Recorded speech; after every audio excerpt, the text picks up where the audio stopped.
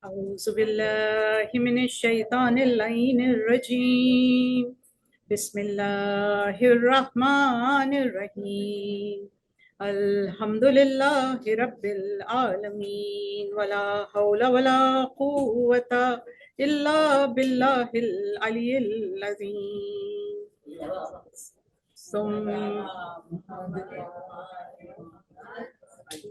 ثم الصلاة والسلام على سيدة الأنبياء والمرسلين خاتم النبيين ورحمة للعالمين سيدنا ونبينا وشفيع ذنوبنا وحبيب قلوبنا وطبيب نفوسنا مولانا أبي القاسم محمد اللهم صل على محمد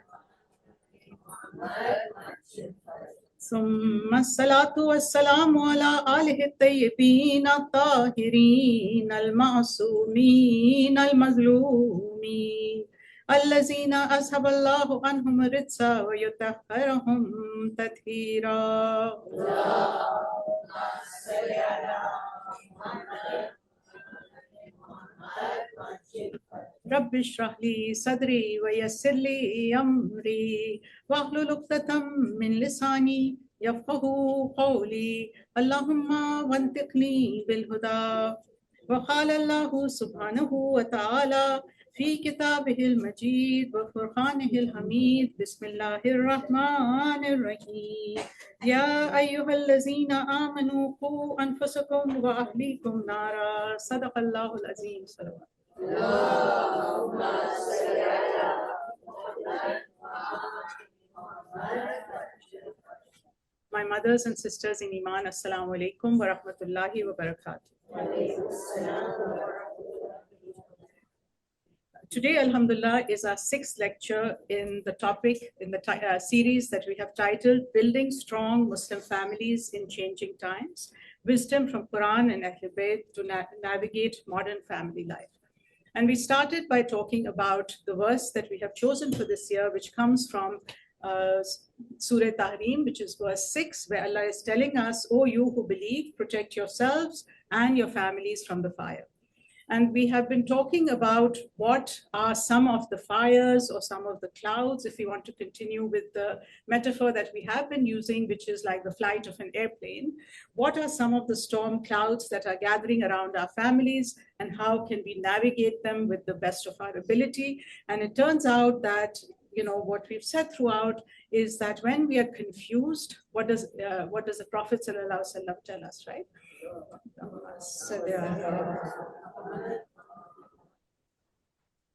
He says that if you go back to the two things that I'm leaving you, which is the Quran and my Itra, my Ahlul Bayt, you will not get lost. You will never get lost, right? So, like basically following up from that, we have been looking at what the scripture tells us and what examples in Hadith we have in order to navigate these very challenging times. And today's topic actually is family life in the age of AI, artificial intelligence. So it seems like a very new problem, right? This is something that we have not encountered before. I wrote a book. Some of you may have been aware of it. It was called Parenting in the Age of Facebook. Okay, it was exactly 10 years ago now. And at that point, just 10 short years ago, it sounded like social media was the ultimate threat for families. Okay. Now, looking back on it, it seems kind of quaint, right? Because before that, before social media and before tech in our hands, like the iPhone, like I've been doing this work for a while. And the first time we started addressing technology as a threat to families, we were still talking about keeping the family computer in a public place. This is how far we have come. But here's the thing, the very good news is that the principles, when I was actually just glancing at the book this morning, and I was looking at the principles, and the principles have not changed. The good news is the way Allah created us. Remember, we talked about the creational design, which is what human beings need to survive, which is what human beings thrive on. That has not changed. it has completely taken different forms and it is under threat more and more. But the basics haven't changed. And because the basics haven't changed, the principles we can keep coming back to, which is really very hopeful news to us. So although today, whenever we hear a lecture about AI or technology, we hear all the downsides of it, right? Which is kind of the point, because we have to know what we're up against. But I want you to understand that it is not hopeless. Like, we are not hopeless in the face of, this tornado of information or whatever you may call it. Okay. The constant questions that we as a family have to ask ourselves is what? Is this bringing me and my child? So for the youngers, just take it, this is like, it will be really valuable information for you. Is this bringing me and my child closer to themselves, to God, to family, to faith, to community? Is this actually taking me where I want to go, or is it taking me away from where I want to go?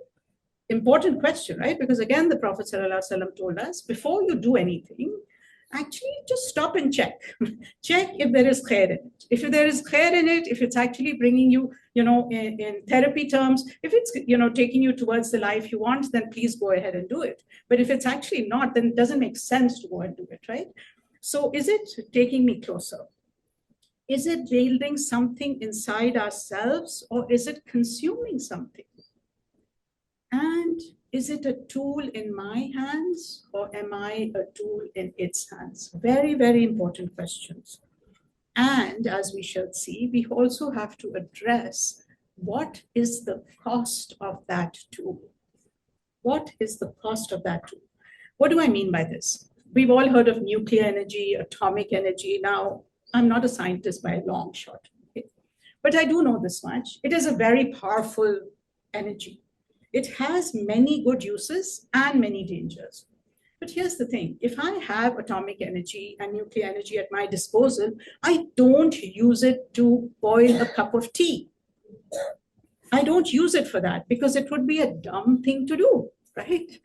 And so when we're talking about AI, we have to kind of keep that frame in mind. Now, let's go back all the way, and if people could just switch off their phones, please, that would be really good. Salam. Salawat, please.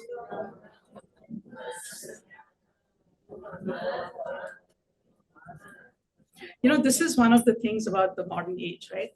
Our attention spans, mine in particular, is really vulnerable, right? Anything that's going on in the room, I pick up on it, okay? So it's not you, it's me. So just, indulge me, if you will. Now, going back all the way to Imam Jafar Sadiq alayhi salam.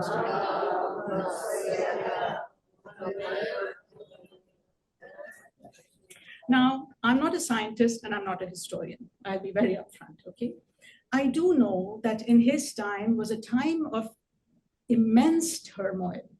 The Abbasid dynasty, the Umayyad dynasty was falling, the Abbasids were coming up. There was a lot of intellectual stuff going on, things from the Greek world, things from India. There was a lot of intellectual challenges, to faith, to all of this. But did he kind of retreat and build a fortress? No, he built a school, he built universities, he trained thousands of people. What does that tell us? What it tells us is that Islam is not threatened by technology. We are not a faith that is backward looking, that we want to go back. Sometimes, like, I really wish we were living in those villages with a simple life, right? That's not possible, obviously, and that's not what Islam asks us to do.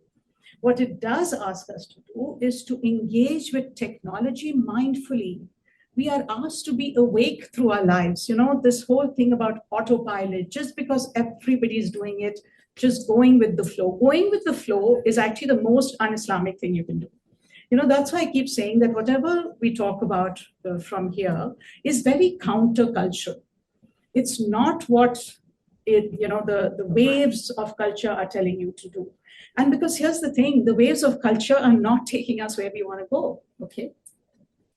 So what did he tell us about aql, this faculty that is given to us, which is actually distinguishes us from the rest of creation. So Imam Jafar Sadiq alayhi salam said,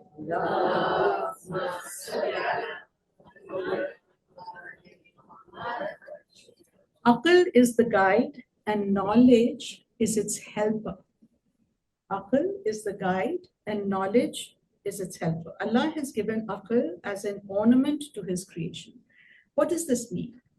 It means we cannot, this faculty of critical reasoning, this faculty of reflection, this faculty of actually asking ourselves the hard question is what makes us human. If we outsource that to artificial intelligence, we will not succeed. And this is what the trend is. The trend is to outsource our critical thinking to AI. Why? Because it is so easy. It's so tempting, right? It's absolutely tempting. So what do we need to know before we even start? Now, I said that it's a very powerful technology. Okay, it has many good uses. Imagine, for those of us who are parents, imagine your 15-year-old was learning how to drive. Okay, and how do you just give them and you or your spouse happen to be a Formula One driver? Do you, while they're learning how to drive, do you hand over the keys to this ready-made car, which I know costs how many $1 million, can go to 0 to 100, I don't know, in 0.02 seconds, whatever, okay? Would you do that?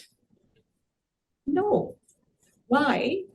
Because the maturity of the user is not in line with the tool they're using.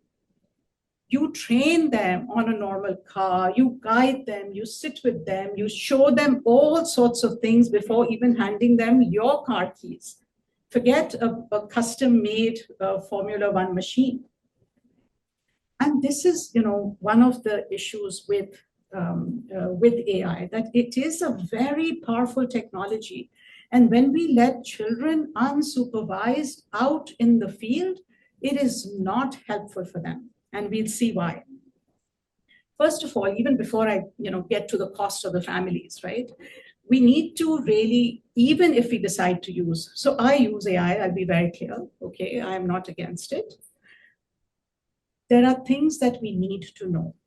First of all, the environmental cost. You cannot, we are Khalifas on this earth. We have an environmental responsibility to leave this earth in some sort of shape for our children. That is our responsibility. When and I won't really go into the figures, but they are very scary. The amount of, when you type, nothing is happening. You don't see anything. You're just behind the screen. So you're not aware of what's happening. When you type in a query, it is hundreds and thousands of liters of water collectively that we are using to do dumb things. I can understand if again, AI, amazing for people who have challenges in talking, like people who could not verbalize. AI is giving them that technology to actually do that, to communicate with others. It is a very powerful technology. But when you say, what shall I make for dinner tonight? What shall I do? My mother's bothering me. How should I respond? You have to be aware of the environmental cost to what you are doing. And by the way, I read something really disturbing, and depends on your algorithm. You may see it or you may not.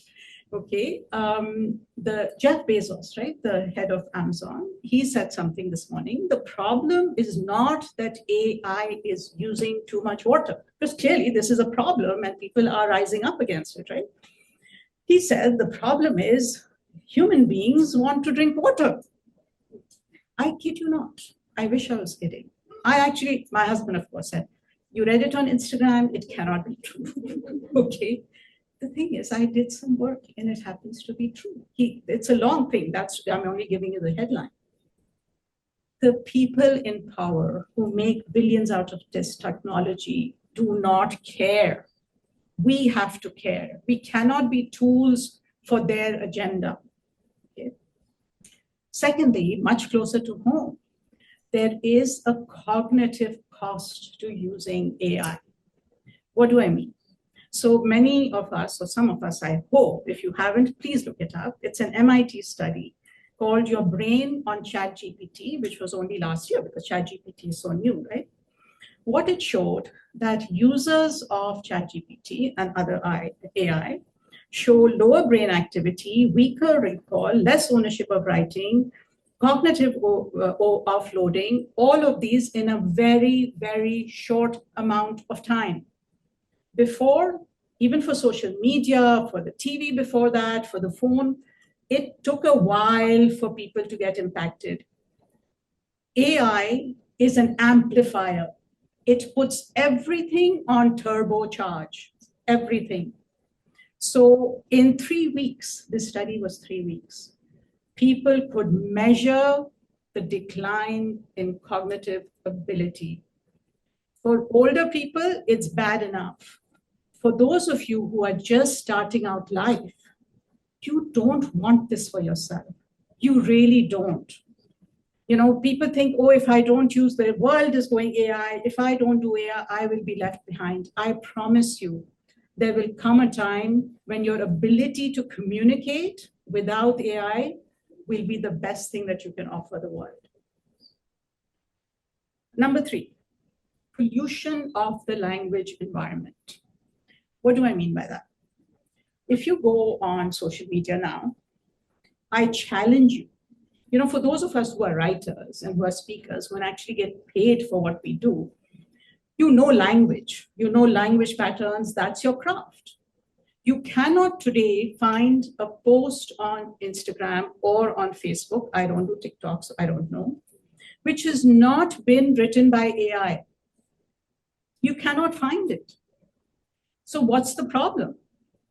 It turns out that apart from the ethical thing that AI actually steals everybody's creativity, it just literally, you write a book, it will, AI will use it. AI will use it, it will regurgitate it, it will do that, okay? Apart from the ethical thing, what is the problem? What AI does, if you're a terrible writer, okay, you really cannot form a sentence, it will raise your ceiling. So it will make you an okay writer, okay? What it also does is it compresses the ceiling. So it raises the floor and compresses the ceiling. What does that mean? You will never be a good writer. If you use AI, you will not, because what research is finding that you say, okay, I'll just do it this time and I need this to pass this test. People who tend to use AI to create, write, develop content, they lose their ability. I don't want to say permanently because the human brain is, there we have neuroplasticity, but there is what is called creative scar. That's what they call it. So once you get used to using AI for these things, you cannot do without it. And that is not a good thing. Now, again, when you go, Google used to be an amazing search engine, right? Or if you like politically, I know it's not correct, whatever you use, okay, change the name. When you use Google, you could find stuff that was useful. Also not useful, but some stuff that is useful. Because of the pollution of the internet, what has happened is that there is AI slop everywhere. So even on Google, what you find is more results generated by AI. Now, the results generated by AI are so flat. They are so basic.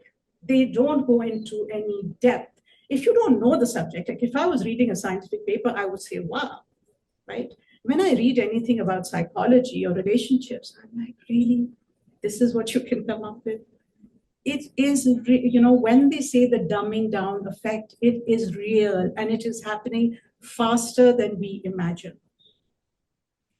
Number 4, I hope we know this. How many of us know that AI makes up stuff? Please raise your hand.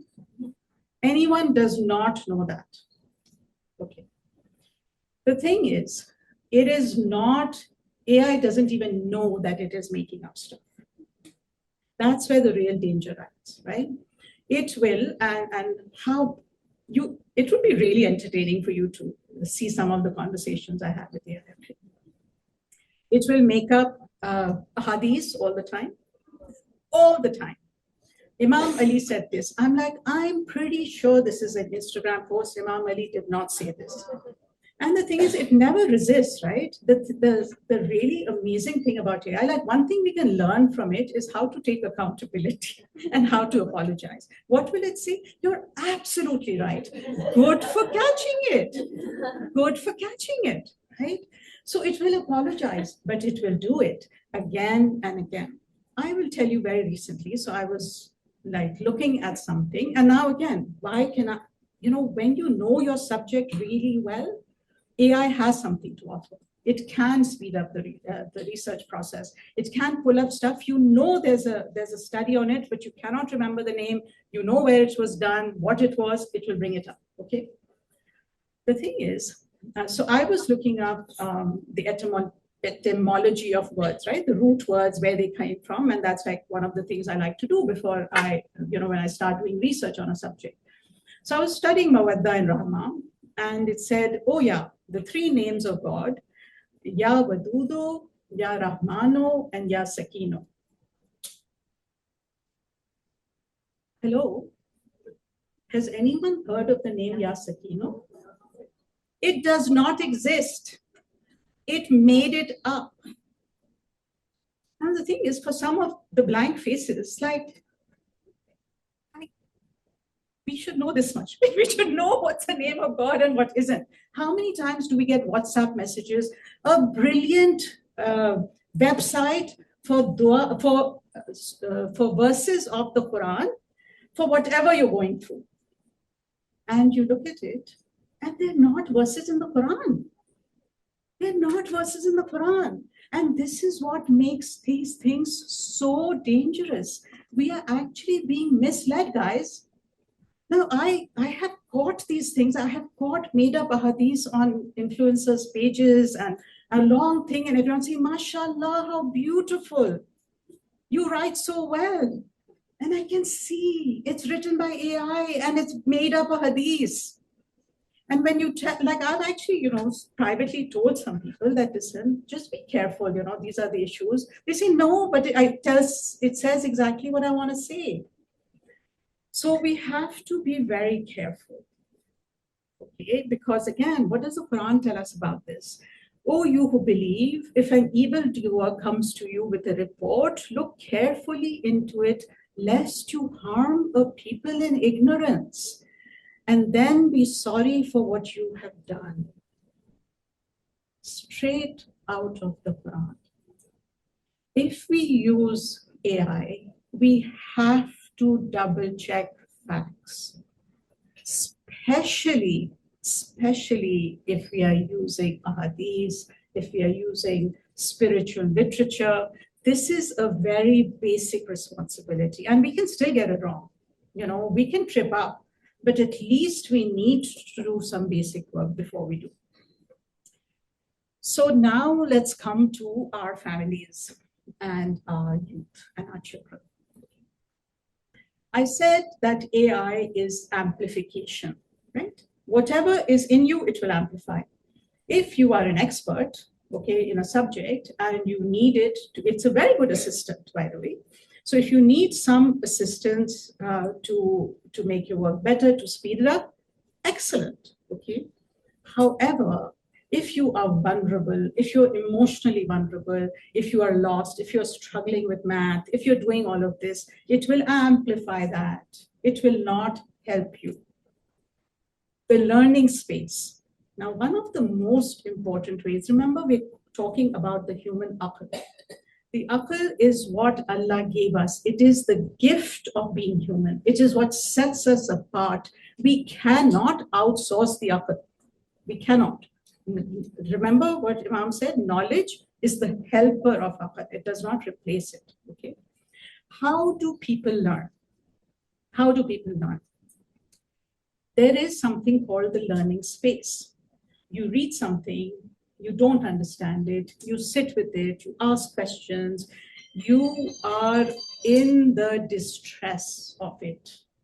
Your brain is working over time. Your neurons are wiring all over the place. They are creating neurons to help you figure this thing out, to help the knowledge land. Why do we say when you are just hearing something, very little of it is going to stay with you? Very little. What stays with you is when you listen, when you write, when you quiz yourself, when you try to understand, when you sit with the discomfort. It is called, and then you try to remember, like that's how what quizzing is, right? It is called effortful retrieval. It is a very important part of the learning space. Desirable difficulty, distress tolerance, all of these things, they're uncomfortable. They don't feel good in the moment, but they are an integral, essential part of the learning process. When when you shortcut that, when you give a question to AI and they give you a ready-made answer, it's very quick, right? And who doesn't want quick? Who doesn't want quick? Right? The issue is it does not do anything to your knowledge base. Your brain has not activated. You will not remember it. It will not sink into your knowledge. It will be in and out, okay? So it is actually the opposite of learning because you think you're learning, right? And that's the issue with technology is that it looks like something which it isn't. It looks like connection, but it isn't. It looks like learning, but it isn't. It looks like research, but it isn't. Now, some of us, I've mentioned this before, Carol Dweck, right? Very important researcher, growth mindset. She's the one who did a lot of work on how one of the keys to navigating life, succeeding in all areas of your life is to have a growth mindset. Means that you can work hard at anything and succeed. It builds confidence, it builds self-esteem, like it's really good on all things, okay? And so we learned, along the way, some of us attended parenting courses and we learned to say, you work so hard. We learned not to stay away from junk praise. By now, everyone knows what junk praise is. You're so beautiful, you're so wonderful, you're so smart. Junk praise, all of it is junk praise. Like junk food, it actually harms children, okay? Why? Because it is giving children information about which they can do nothing. If I'm brilliant, if I'm talented, I didn't do it. God did, it's God, not me, right? If we are told that you can work hard, you can retrieve stuff, you can stay with difficulty, it is much, much, much better for all aspects of building a well-adjusted child. Now, interestingly, the work around AI, it is not enough to just tell a child, you can do it, you're okay.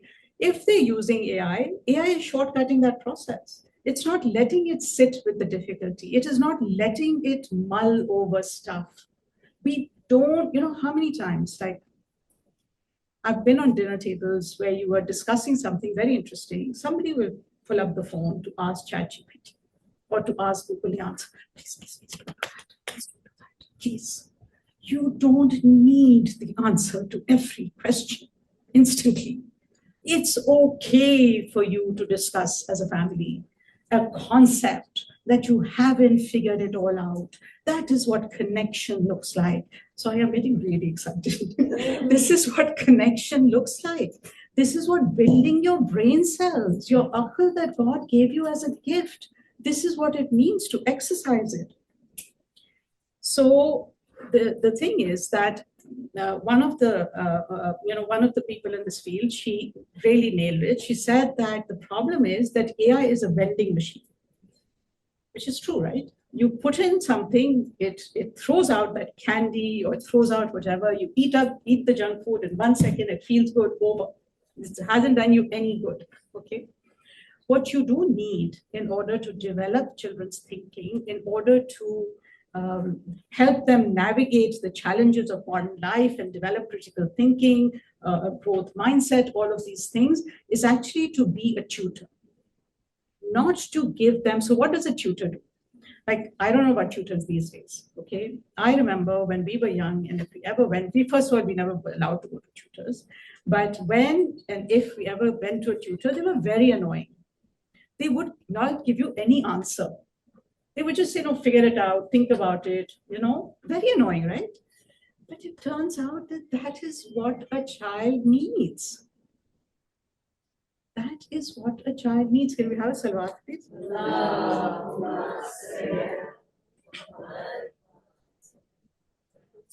So if you are going to, and I am not giving you the green light, okay?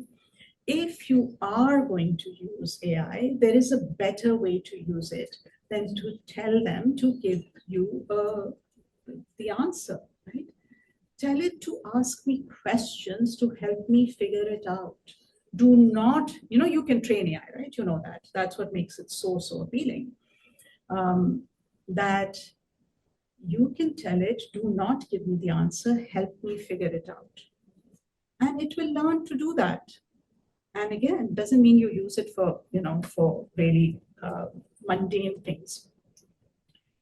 Now, let's, is this very heavy?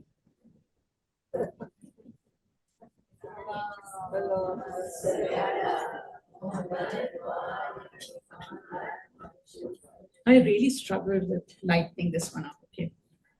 Because, here's the thing. I have 40 minutes, and there is a lot that can be said and needs to be said, okay? So, again, please bear with me. Okay.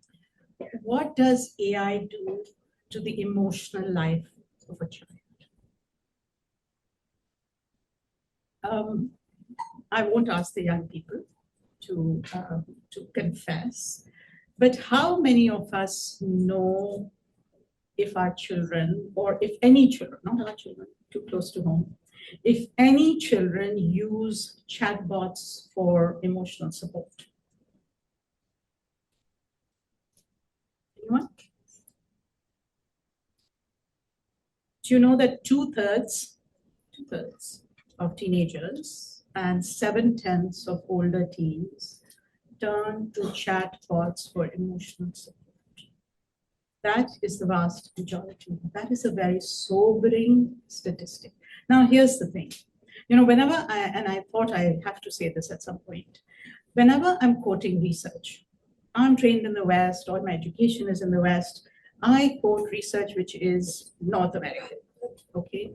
Does it transfer to Muslim families? Not always. Why? Because I believe we have a lot of protective factors. In our communities, we have Muharram. We have Muharram to wake us up, right? So we have a lot of protective factors, and what is out there is also impacting us, okay? So what is the issue with turning to, and young people, please listen, okay? What is the issue with turning to AI for connection? First of all, we know the most amazing thing, it seems, about AI is that it really gets you. It understands you. It knows who you are. And it validates. While your family might challenge you, even if you go to a good therapist, they might challenge you, AI will always validate you. You're absolutely right. That is what they start every sentence with. What researchers are now calling this is narcissistic entrapment. AI companions mirror and affirm idealized versions of the self through sycophantic feedback. Do you know what that is? You know what sycophancy is? Like basically just agreeing with whatever, trying to ingratiate yourself with someone, right? So it does that, and what ends up happening is it deepens dependency and undermines emotional resilience, undermines it. What does that mean? That you get so dependent on keep mirroring, you're amazing, no one understands you, hubby wrong, children wrong, mother wrong, sibling wrong, you're the only one marching right. It will tell you that. I guarantee you, you write about all the things, you're so misunderstood, Bichari. right? So, and they are sycophantic by design. That is who they are, and you can't change that bit of it. You can try, you can say no, challenge me, whatever. It will keep referring back to that, right?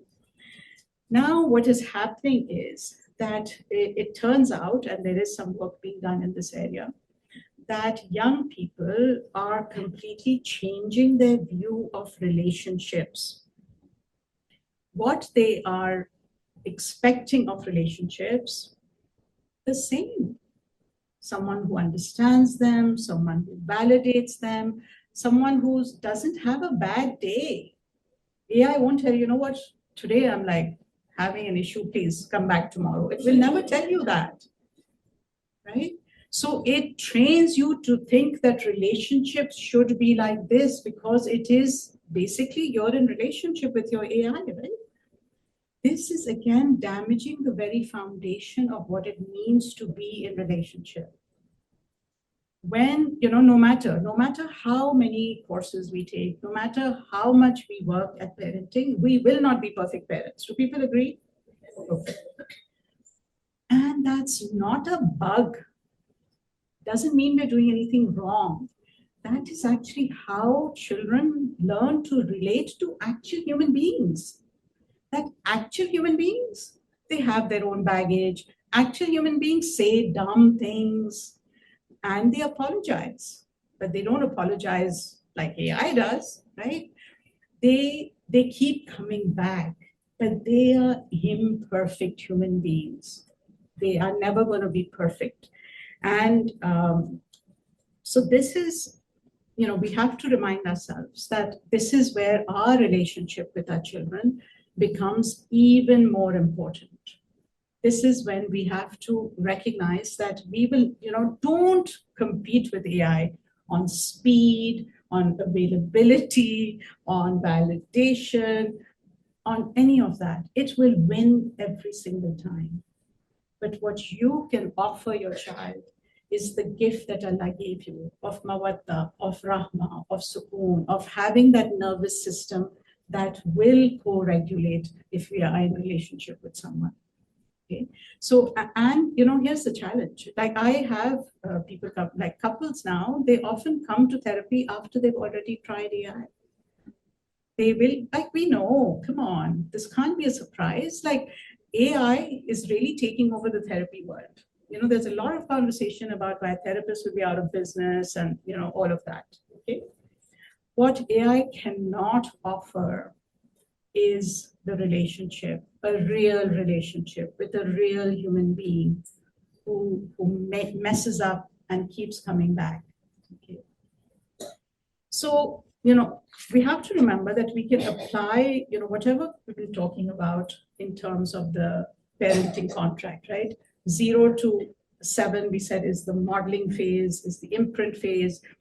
They really do not need AI. At 7, they don't. Just protect them. That is the time to protect them. I heard some mothers talking once, and they said, oh, my daughter came to me and she said, I'm struggling with this homework, and I was busy. So I said, oh, just go and I ask ChatGPT.